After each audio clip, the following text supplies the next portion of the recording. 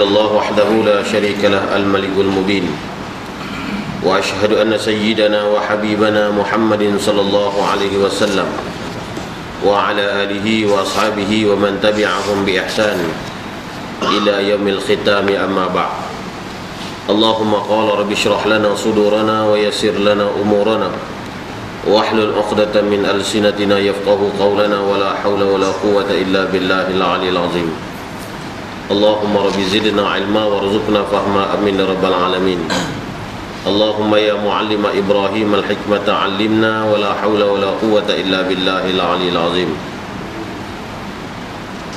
Pertama sekali bersyukur kepada Allah Subhanahu wa taala kerana pada pagi yang mulia ini sama-sama kita dapat berkumpul di dalam majlis ilmu. Dan alhamdulillah kita berkumpul pada pagi ini dalam keadaan kita dapat masih lagi kita mengecapi berbagai-bagai nikmat yang Allah kurniakan kepada kita.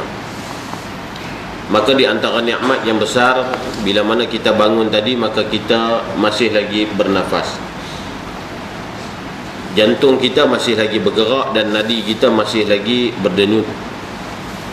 Jadi semua ni Allah Subhanahu wa taala dia taruh kepada kita, Allah Subhanahu wa taala kurniakan kepada kita. Jadi tujuan dia tidak lain tidak bukan, Allah taala kata dalam Al-Quran, innama khalaqal mauta wal hayata liyabluwakum ayyukum ahsanu amala. Aku jadikan kamu hidup, aku jadikan mati. Tujuan dia untuk apa? Liyabluwakum ayyukum ahsanu amala, supaya aku nak tengok siapa di kalangan kamu yang terlebih ahsanu amala, yang terlebih banyak amal dia. Bukan aku nak tengok siapa yang terlebih kaya, bukan aku nak tengok siapa yang terlebih banyak harta, bukan aku nak tengok siapa yang terlebih banyak kekayaan dunia, tapi aku nak tengok siapa di kalangan kamu yang terlebih banyak ahsanu amala. Jadi terlebih banyak amalnya di sisi Allah Subhanahu wa taala. Jadi mudah-mudahan kita menjadi orang-orang yang amalannya ikhlas kepada Allah Subhanahu wa taala, dan mudah-mudahan amalan kita itu diterima oleh Allah. Jadi kita sambung pengajian kita dalam kitab Risalah Penyuluh Jalan, Risalah Mustarsyidin. Ada orang bawa kitab? Tak ada. Jadi tak ada, tak apalah, saya baca seorang tu. Tuan-tuan dengar sudah. Jadi hari ini kita masuk pada tajuk muka surat 30 kalau yang bawa kitab. Jadi tajuk dia kenalilah musuh. Jadi tajuk dia kenalilah musuh, sambungan daripada tajuk-tajuk yang dulu.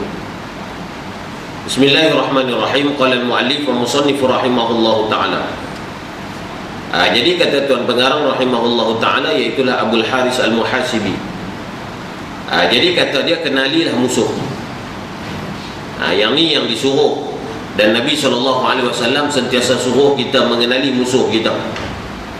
Jadi sebab tu orang tanya ulama-ulama tasawuf, bagaimana kita nak istiqamah di dalam amalan kita. Jadi di antara dia, bagaimana, dan dijawab oleh para ulama, di antara dia kita nak kena kenal musuh kita, lalu kita kena jauhkan diri kita daripada musuh. Jadi tuan-tuan, diri kita semua orang ada musuh dia. Jadi kalau kata musuh ni tak ada, semua pakat-pakat jadi baik belaka. Semua pakat-pakat dia akan ingat janji dia di hadapan Allah ketika mana dia berada di alam arwah dulu. Jadi ketika mana kita berada di alam arwah, semua pakat-pakat pernah berjanji dah dengan di hadapan Allah. Ketika mana Allah Ta'ala ciptakan roh, sebelum Allah Ta'ala buat manusia, Allah buat roh. Jadi dia berada di satu alam, dia panggil alam arwah. Maka ketika itu Allah himpunkan segala roh, daripada zaman Nabi Adam sampai kiamat, tak tinggal seorang pun, semua pakat ada belakang. Yang duduk dalam surau ni semua pakat ada belakang. Saya pun ada, tuan-tuan pun ada, perempuan pun ada. Yang tak ada dalam surau ni pun ada. Yang duduk atas kereta hari ni pun ada. Mana kata roh, semua belakang ada. Lalu Tuhan tanya, alastu bi rabbikum. Bila Allah dah himpun, Allah Ta'ala tanya, alastu bi rabbikum, adakah kamu mengaku aku adalah Tuhan kamu? Lalu semua roh jawab secara serentak, qalu bala syahidna. Lalu kata mereka itu roh, qalu, dia guna dengan perkataan jamak. Jadi makna dia semua roh dah jawab. Bala, bahkan ya Allah, syahidana, kami mengaku kamu adalah Tuhan kami. Kami menyaksi bahawa kamu adalah Tuhan kami. Jadi makna dia semua manusia pernah berjanji di hadapan Allah dulu. Semua manusia pernah dah mengaku di hadapan Allah ketika alam arwah dulu, bahawasanya kita dah mengaku Allah Ta'ala itu dah Tuhan kita. Tiba-tiba bila turun di atas dunia, lalu manusia banyak yang jadi kufur, ada sebahagian yang jadi syirik, ada sebahagian dia jadi munafik, ada sebahagian dia jadi fasik, ada sebahagian jadi asi, dan macam-macam jenis. Jadi sebab apa berlaku macam tu? Dengan sebab musuh-musuh ni lah. Dengan sebab musuh-musuh yang menyerang manusia, musuh-musuh yang ada di dalam diri manusia. Dan musuh, orang kata dalaman dan musuh luaran, tak terkecuali lah. Musuh luaran pun ada juga, musuh dalaman pun ada juga.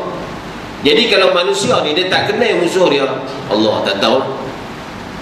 Musuh luaran mungkin kita kenal, tapi banyak manusia dia tak perasan musuh dalaman dia, menyebabkan manusia lupa kepada Allah Subhanahu Wa Taala. Maka dengan sebab itulah Allah Subhanahu Wa Taala turunkan di atas muka bumi semenjak daripada zaman Nabi Adam sampailah zaman Nabi Muhammad, ada 124,000 Nabi, 124,000 Nabi dan Rasul. Sebab apa tujuannya? Basyiran wa nadhira. Tujuannya supaya nak bagi manusia ni peringat balik, supaya nak bagi manusia teringat balik bahawa mereka pernah berjanji di hadapan Allah. Jadi sebab tu turunnya Rasul-Rasul, turunnya Nabi-Nabi. Jadi oleh kerana manusia lari daripada jalan Allah, manusia dah jauh daripada jalan Allah, maka turunnya para Rasul. Tu pun ada juga jadi munafik, ada juga jadi fasik, jadi kufur kepada Allah. Ada yang beriman ni berimanlah, tapi banyak jenis iman dia. Di antaranya kata Abul Haris, dia kata jauhilah daripada tempat yang melalaikan. Di antara kita ni tuan-tuan, kalau kita tak apa nak boleh kenal musuh kita, jadi mudah dia kata Abu Haris, jauh tempat-tempat yang melalaikan kita. Jadi makna dia tempat-tempat yang melalaikan kita daripada mengingati Allah. Kalau boleh tak suapilah. Apatah lagi kalau satu tempat itu kita pergi dalam keadaan maksiat, yang tu lagi dahsyat. Yang tu lagi lah dia suruh kita kena hindarkan tempat-tempat tersebut. Kalau habis